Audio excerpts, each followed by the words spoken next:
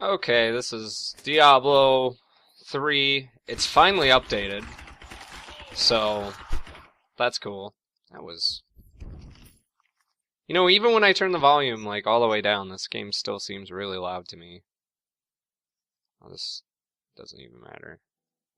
Turn that down, maybe.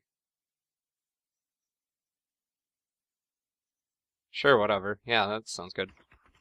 There we go, that seems a bit quieter. Maintain your incantation.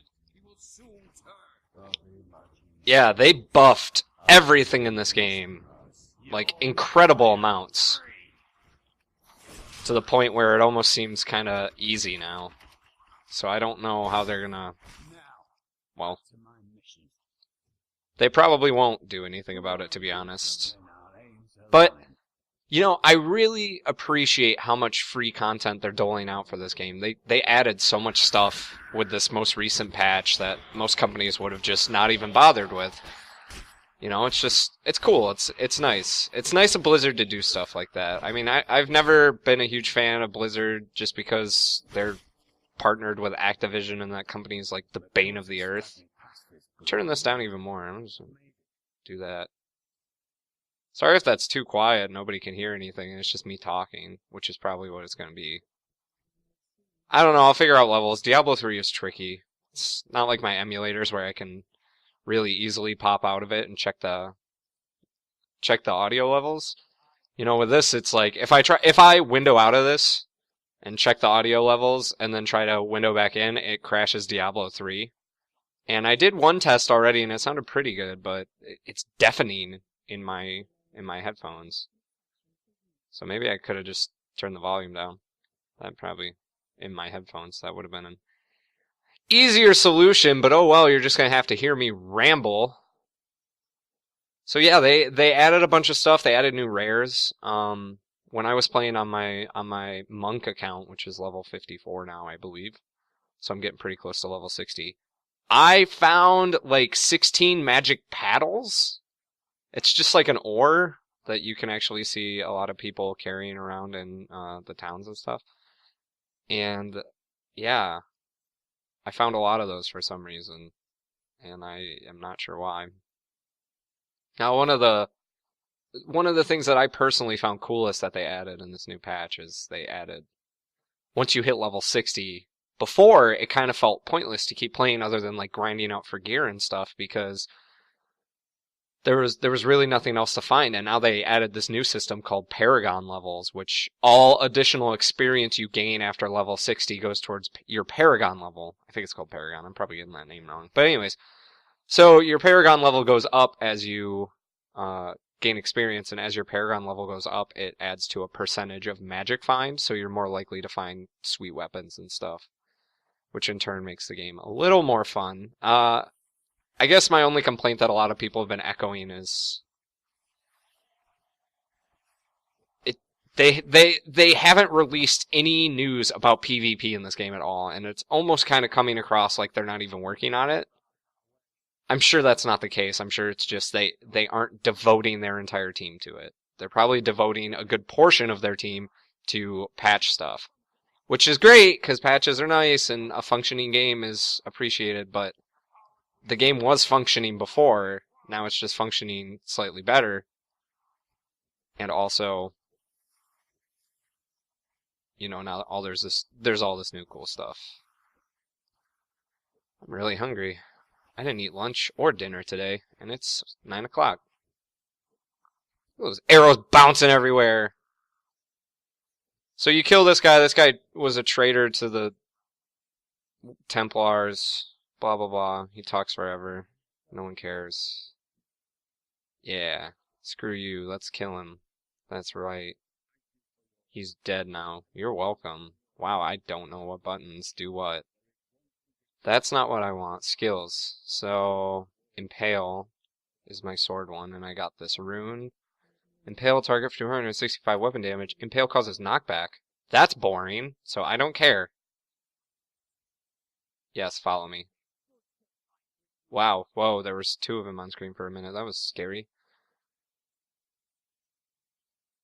So basically, he says something about like finding ancient Templar scripts. I've never found them. I've never seen them. And the first 2 times I played through this area, I checked every single thing and I never saw them. And when I looked online, someone was like, "Oh, it's just some books. You could sell them." But that doesn't,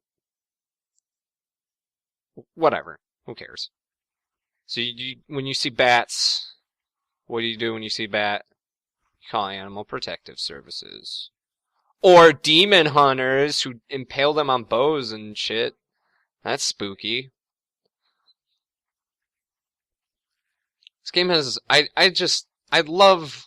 like the colors in this game. You know, it's funny because when they showed Diablo 3 in like 2008, I think, they showed all this crazy stuff. They showed the barbarian class fighting a boss and he lost to it and the boss picked him up and bit his head off and like it it pulled his body away from its mouth and you could see the muscle, like individual muscle strands coming off of like the hero's head. It was very cool. And they took out stuff like that. The old screenshot showed you running through this like there's an area in the game that looks very similar to it that you'll see later. I'll point it out if I remember, which I probably won't. And they showed it and like there was a rainbow in the background, there was like a river. It looked amazing. It actually looked like Myst, if you've played that game. Myst 2. And it looked really cool, and a bunch of people bitched and moaned because Diablo has to be dark and edgy like a fucking Slipknot music video. So, of course, you know, Activision was like, and Activision Blizzard was like, oh, Jesus, nobody's gonna buy this game if we make it all rainbows and lollipops. So they changed it to be a little less colorful, but it's really interesting. I read a thing with one of the designers or something, and they talked about light sources in this game, like this, and how each individual light source is like its own. I don't know what I'm trying to say. I don't know enough about video game design to use the proper terms, so I'm just using really mundane ones. But essentially, light sources are unique to each thing. It's not like, oh, we made this torch, and now we're gonna put 20 of them around, and each one of them has a glow effect. Like each one of them has a different like burn pattern and stuff. It was really cool. And I was like, wow, that's not true. And then I looked into it and it totally is, and it's cool. So I don't know. The one thing I can say about Blizzard, despite this being pretty much their only product that I actually played for longer than 10 seconds, is you know, they make good products. They spend a lot of time on their games. They're kind of like, wow, if certain people heard this, they'd kill me, but they're kind of like Valve in a way. I mean, Valve definitely does not release their products until they're ready to release their product. So they will sit on games for years and years, as Half-Life 3 has proven, because that game, they have released like screenshots and stuff from that game. Like that game is, or not screenshots, I think it was screenshops. It was concept art. They've released stuff from that game, and it is a game. It's in development, but they're just playing coy about it. A few people think that, you know, they're just waiting until the right time to release it. Sounds like BS to me. Honestly, they're probably just sitting on it because they can. They're working on Dota 2 or whatever they're working on. Wow, I said working on twice.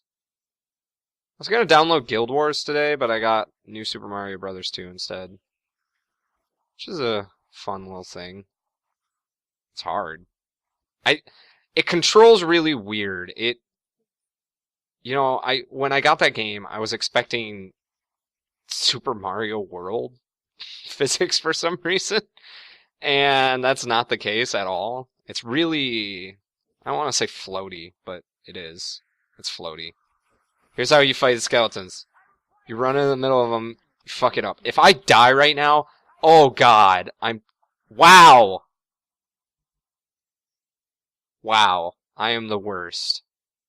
I am ashamed of myself right now. I can't believe that just happened.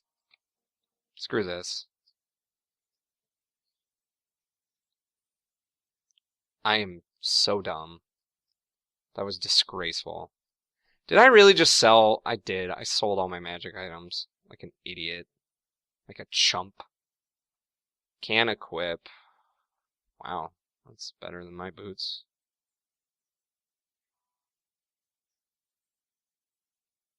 But I don't get the experience. Whatever. Apparently since I'm so garbage at this game,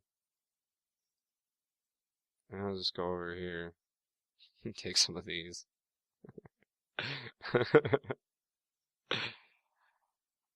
Oh, no, I'm not gonna do that. Well, whatever. Those are all from my other games. Anyways, I'm selling that. You got anything good, dude? No, no. Oh, I'm not wearing anything. That's nice. Ooh, but I lose that magic find. Wow! That's way better than what I'm wearing right now. You can have that, dude. Alright, cool. That should help a bit. So we'll pop back in here. We'll make a run for it.